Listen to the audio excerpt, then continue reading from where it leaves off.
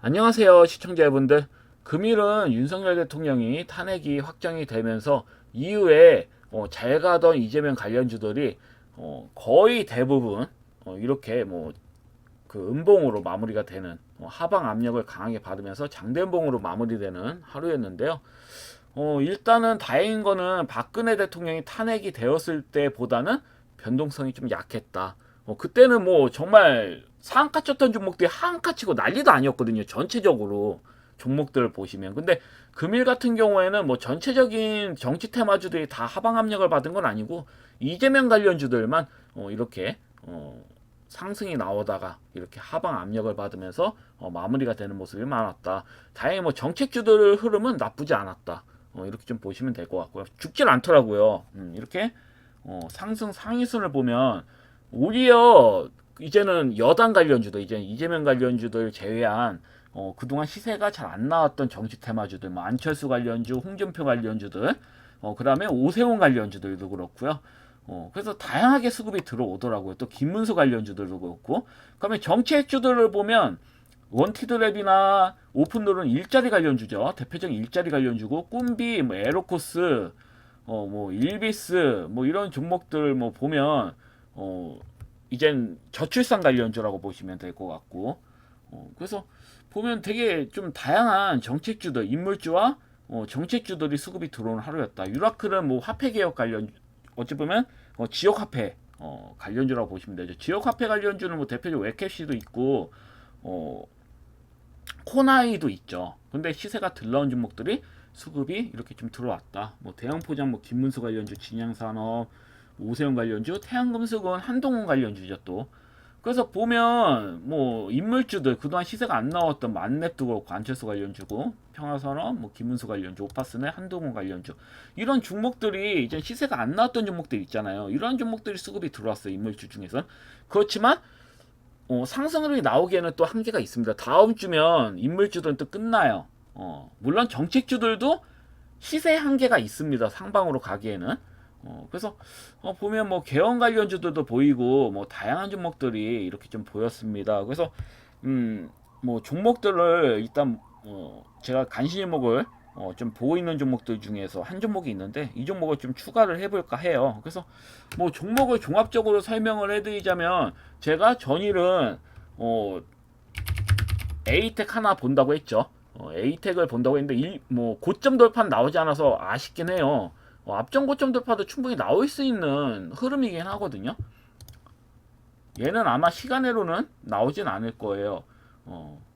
왜냐면 이게 렉스트레이드 시세로서는 8시까지 이제 그 수급이 들어오기 때문에 아마 지금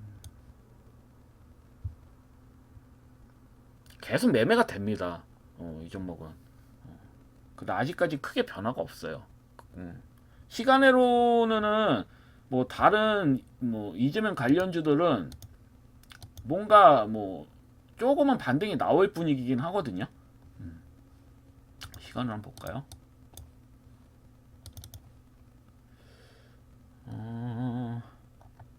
보면 아까 오리엔트 전공도 그렇고 이렇게 3%대 이렇게 상승 흐름이 밋밋하게 이재명 관련주들은 좀 보여요. 아까 형지 INC도 좀 보이긴 했는데 그래서 조금 수급은 들어오는 모습인데, 그래도 저는 이재명 관련주는 보지 말아야 된다, 좀 끝났다 이렇게 좀 보고 있기 때문에 그래서 에이텍 같은 경우는 제가 이 앞전 고점 돌파도 나올 거라 이렇게 좀 예상을 했지만 예상이 눈에 띄게 좀 벗어났습니다. 물론 다음 주 올라갈 때 또 살아나면서 앞전 고점 돌파 나올 수도 있죠.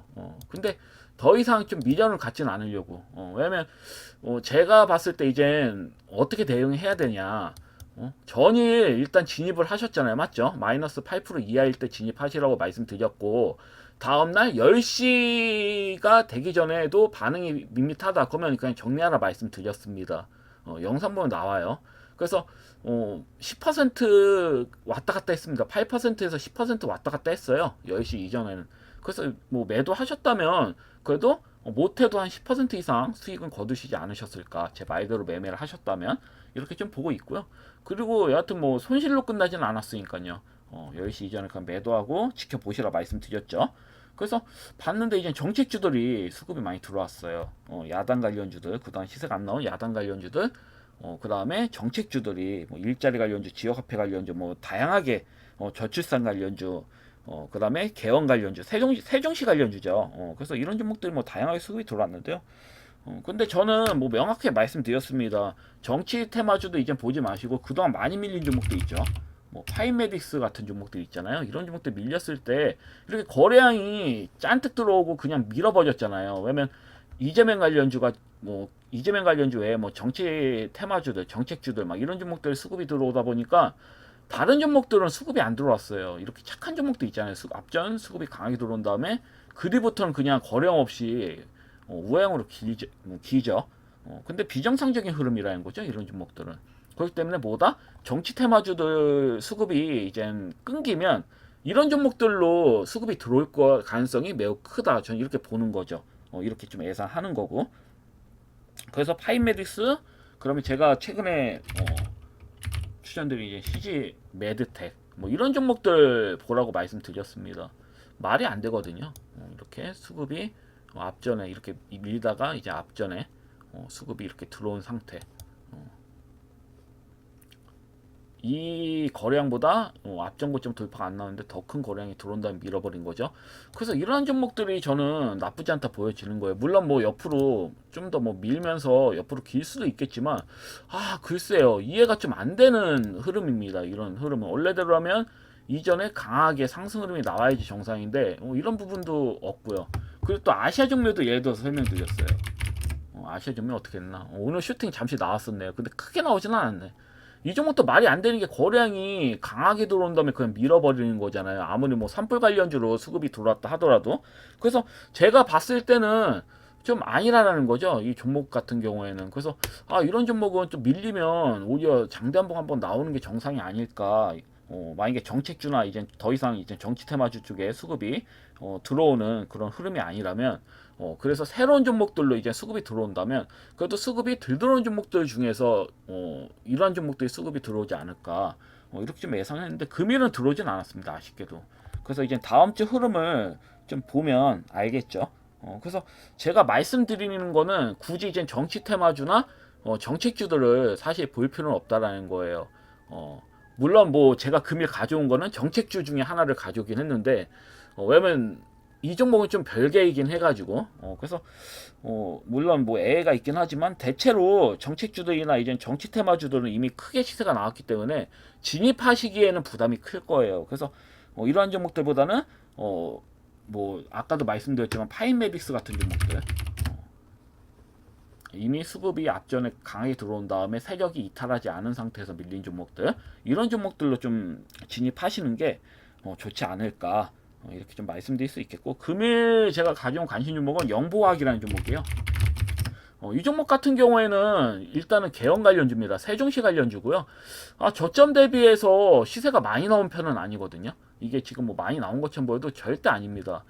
더 갈 자리가 있고 특히 금일 21선을 넘겼어요. 세종시 관련돼서 개헌 관련주랑 엮여서 수급이 들어왔고 대표적인 세종시 관련주, 개헌 관련주는 유라테크 같은 경우 이렇게 상한가를 쳤고요. 프롬파스트. 그래서 대표적으로 세종시 관련주는 이 두 종목이 대표적인 종목이라는 거죠. 유라테크하고 프롬파스트. 그다음에 뭐 대주산업도 있고. 근데 대주산업 유라테크하고 프롬파스트는 갈 만큼 갔고 그리고 이제 영보학하고 대주산업이 남았는데 대주산업도 가긴 갈 거예요. 더 갈 자리는 있어요. 근데 상대적으로는 영보학이 갈 자리가 더 크다라는 거죠. 영보학 같은 경우가. 그리고 영보학은 또 실적도 좋아요. 이 종목 보시면 실적도 최대 실적이 나왔습니다. 비교하지 못할 정도의 작년 실적 보면 최대 실적이 나왔고 이제 자본 비율도 봤을 때 1829억 시총은 898억입니다. PBR이 한 0.4배 정도 될 겁니다. 0.49배라고 써져 있네요. 거의 뭐 0.5배 정도 되겠네요. 그래서 재무제표로 이제 기본적 분석으로 따지더라도 굉장히 좀 저평가고 차트 베이스도 굉장히 좋아요, 모양이. 그래서 저는 영보학이 매매하기는 좀 좋다고 보여지거든요. 신용 비율도 1.43%로 양호한 편이고, 그래서 만약에 정책주라고 보면 전 다음 주까지는 한 주 정도는 좀 보셔도 괜찮다고 봐요. 어차피 60일 이내로 선거를 해야 되는 부분이기 때문에 정치 테마주나 정책주들이 오래 지속하지 못해요. 그렇지만 다음 주를 보고 이 종목을 보셔도 전 괜찮다고 봐요. 한 주, 일주일 정도 보고 뭐 반응이 없으면 버리시면 되는 거지. 그렇다고 크게 하방으로 내려갈 종목도 아닙니다. 이 종목은 지금 차트 베이스를 봤을 때 실적도 좋게 나왔기 때문에 하방 흐름으로도 또 쉽게 나올 것 같진 않아요. 그래서 영보학을 좀 관심 있게 보셔라. 이렇게 좀 말씀드리겠습니다. 시간으로는 어떻게 됐나? 조금 상승 흐름이 나왔네요. 근데 제가 봤을 땐 나쁘지가 않아요. 일단은 뭐 유라테크나 지금 대장주가 유라테크, 그러니까 프롬파스트로 좀 나눠 먹는데 또 대주산업도 그렇고. 근데 제가 봤을 때 영보학이 다음 주에는 좀 강하게 갈 가능성이 크다. 유라테크하고 프롬파스트는 제가 봤을 때는 추가적인 상승 흐름이 좀 크진 않을 거예요. 상대적으로. 오히려 영보학 같이 실적 좋고 시세가 들러온 종목들이 좀 조금 더 강하게 가지 않을까. 저 이렇게 좀 봅니다. 그래서 이러한 종목을 좀 보시면 문제는 없어 보여요. 자, 그럼 일단은 다음 주엔 좀 공략할 종목은 이 정도 보시면 될 것 같고요. 영상 마치도록 하겠습니다. 감사합니다. 방송 마칠게요.